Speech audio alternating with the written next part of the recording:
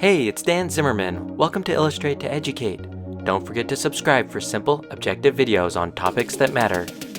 The conflict between Russia and Ukraine has continued to become a hot topic in recent months.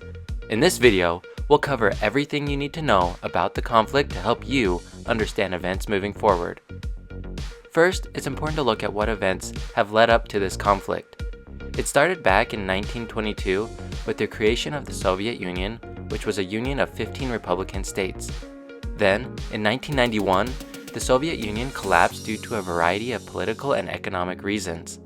On August 24th of 1991, Ukraine declared its independence and has since distanced itself from its Russian imperial legacy to ultimately gain closer ties with the West and pursue democracy.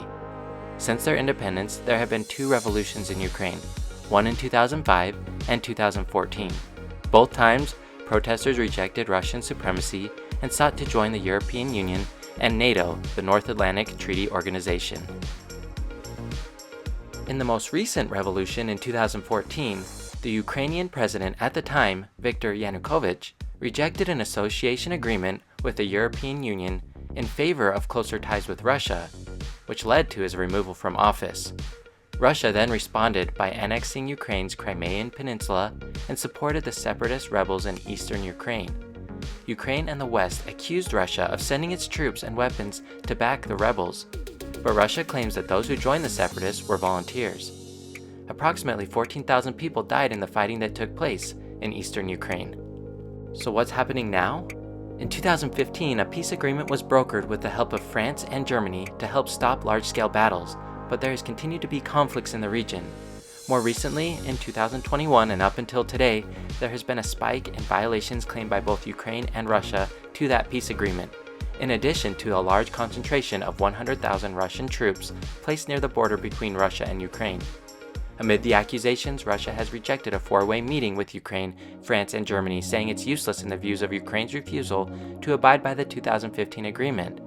Russia has also strongly criticized the US and its NATO allies for providing Ukraine with weapons and holding joint drills, saying that it encourages Ukrainian hawks to try to regain the rebel-held areas by force.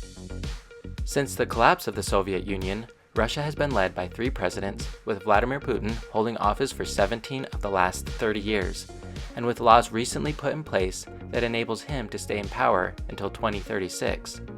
Putin describes Russians and Ukrainians as one people and claims that Ukraine has unfairly received historic Russian lands during Soviet times. Putin has strongly emphasized that Ukraine's aspirations to join NATO represents a red line that cannot be crossed. Russia has also expressed concerns about plans by some NATO members to set up military training centers in Ukraine. Putin also seeks legal guarantees with the US and its allies that excludes NATO from moving any further east, as he believes that it threatens Russian security of its western border. It is possible that the placement of troops is no coincidence, as he seeks to energize nationalist support amid the pandemic, a stumbling economy, and some of the largest anti-Putin protests in years. So what is the response from the United States and NATO? President Biden and the Pentagon have put about 8,500 US-based troops on heightened alert for potential deployment, and only if the NATO alliance decides to activate what it calls the NATO Response Force, a multinational force totaling about 40,000 troops. Most of the 8,500 US troops being put on high alert would be sent as part of that response force. NATO has stated that Putin's demand to bar Ukraine from joining NATO and the other NATO actions be curtailed are unacceptable. Thus, NATO is taking all necessary measures to protect and defend their allies.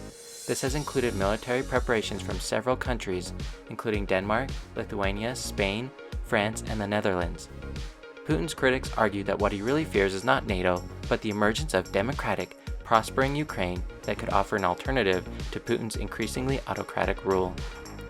Did you find this video about the Ukraine-Russian conflict to be helpful? If so, hit the like button and subscribe to Illustrate to Educate. Be sure to share this video with others, and if you liked this video, be sure to check out some of my other simple and objective videos to the right.